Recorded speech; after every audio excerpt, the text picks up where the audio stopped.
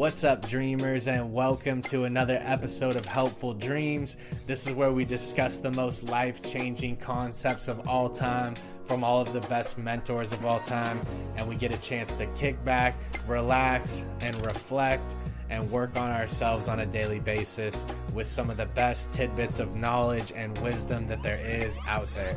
Today I want to talk about something very serious, and it's something that I believe is one of the key components to success in life that was never taught to us when we were growing up, and I believe it's one of the key components to finding your purpose, identifying it, and then fulfilling that purpose in a way that will support you throughout life. Something that sparked the idea to put this video together is I was just at my son's conference at his school. He's currently in middle school, and I was having a conversation with the teachers and faculty there about what motivates kids nowadays and certain aspects of the education system that are lacking in certain areas. Speaking with these people that worked inside the education system helped me reflect on certain epiphanies that I came to early in life that actually made the difference and led me to a more successful and fulfilling life. And it's things that I learned from mentors like Rohn and Zig Ziglar. And I realized that something that's not covered in our current education system in the US is the idea of how commerce actually works, and how the trade of services and the trade of goods is what runs our entire economy. And the idea of this is somewhat taboo inside of the education system right now, and it's frowned upon to talk about, really, because they believe that everyone comes from different backgrounds, and so it's somewhat unfair to speak about finances and money and how the world actually works. I believe that finding your way within this system in a way that won't compromise you spiritually or mentally is that we have to realize that solving problems equals money. I believe that once we truly understand this concept, it can guide us on our path to success and help us find out where we're going to fit in society as a whole and how to better fit in a place where we're not compromising ourselves spiritually and mentally. Even if you're working a seemingly mundane job such as bagging groceries or stacking shelves at Target, you're still working to solve a problem that the shelves need to be stocked and groceries need to be bagged. It's still solving a problem. So at every level of problem solving, there's an exchange of currency. It also works like this in the product sector because people didn't want their teeth to rot, so a toothbrush was invented and then sold.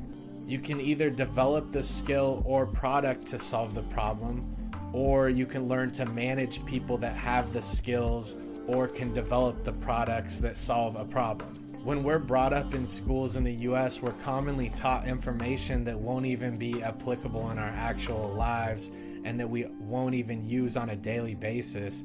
And we also are conditioned to go straight into the workforce or straight into college to follow a path of preset goals that are determined for us. And one of the scarier things is that once we get into the workforce, it's actually less beneficial for your boss and managers to let you know your true value, because they know that if you know your true value, it may cost more for them in the long run. And people go their whole careers striving to get approval from their bosses and managers on how they're doing a good job or that they are truly valuable, when that approval will never come back around because it's not strategically sound for them to do that. Because of this, we cannot rely on approval from our higher ups, and we have to develop motivation within ourselves to believe in ourselves and know our true value, and then also articulate that. The ability to articulate your true value to those that matter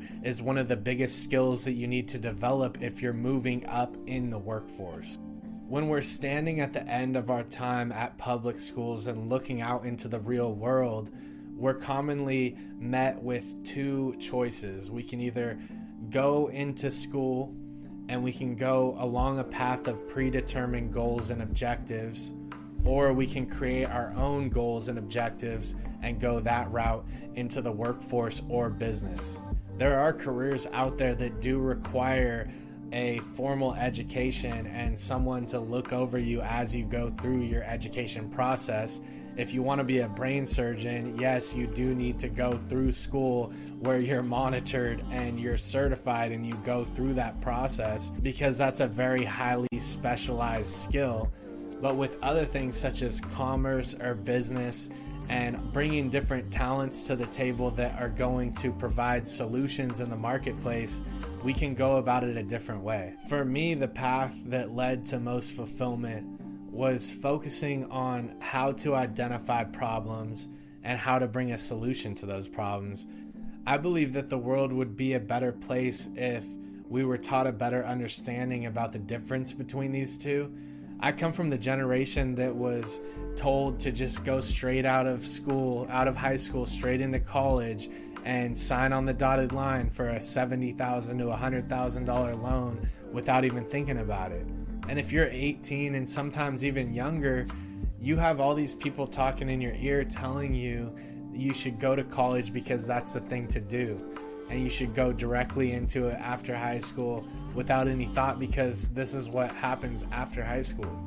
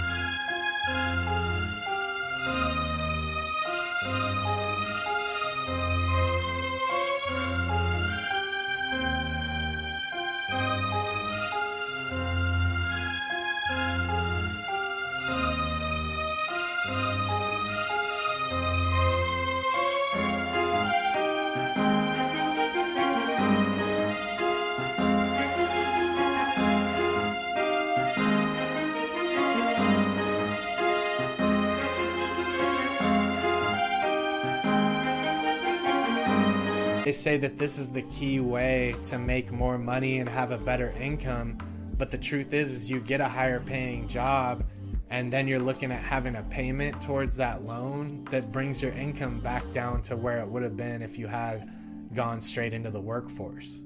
And unlike a home loan, a student loan, you can't resell. You can't go out and resell your student education to another person and get that money. With a home loan, you can go sell the house and say, oh, I messed up, sell the house, and then you're not out that much. It's actual equity for you that you can go and resell and get money back for. An education doesn't work like that. You can't go and sell your education to make back your loss. In the next coming years, the education system is going to be going through the biggest changes that we've ever seen. What I learned most from the mentors that we follow in this channel is that you must first find a purpose, and your purpose revolves around what solution you're going to bring to the table. The key that I've learned from all the mentors that we follow in this channel, and the common thread that connects them all, is first that we need to find a purpose. And our purpose is driven by how we are going to serve the world and provide a solution to the world. We identify problems to solve by looking at what is most difficult for us in our own lives and identifying if that is difficult for other people as well. And every time something is simplified and there's a solution provided for it, chances are other people have that problem too, and they're willing to pay to solve that problem. And if we have trouble identifying new problems in the world, which there isn't a lack of, we can look at problems that have already happened and solutions that have already been provided for those problems and look at how we can make a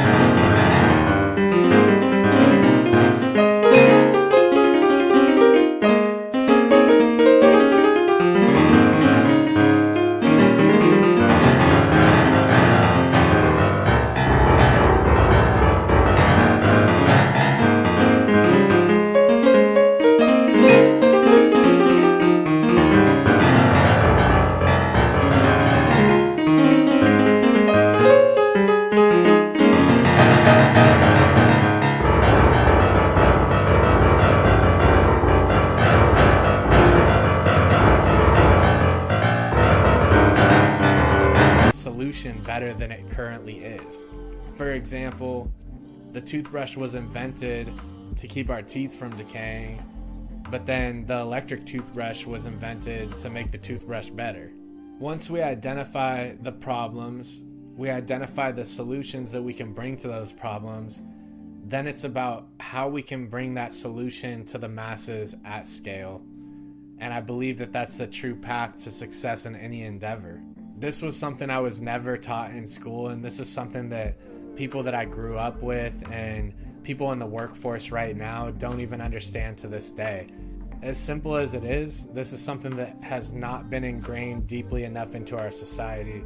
Overall, for the world to be in a better place, I believe a shift needs to happen where people realize there's different options than just going into the workforce or education, and this needs to be presented to kids at a younger age. We need to be shifting and raising and cultivating a generation of problem solvers. This problem-solving mentality works on all levels of society and commerce. Even in things that you don't believe are truly solving problems are at a fundamental level. You may think that somebody who makes pottery or fine art is not solving a problem particularly, but if you think about it, the observer that's looking at that art piece wants that art piece because it's filling something within themselves and it's solving a problem for them. And that problem may be that they don't have this specific beautiful art piece in their home and within their possession. At a fundamental level, each exchange of currency is solving a problem. That concludes our time for today. I kind of freestyled this one today, and I hope you guys enjoyed. I appreciate you guys for staying on for this long. If you like this type of content, please subscribe. It helps us spread it to more and more people, and I'll see you guys in the next one.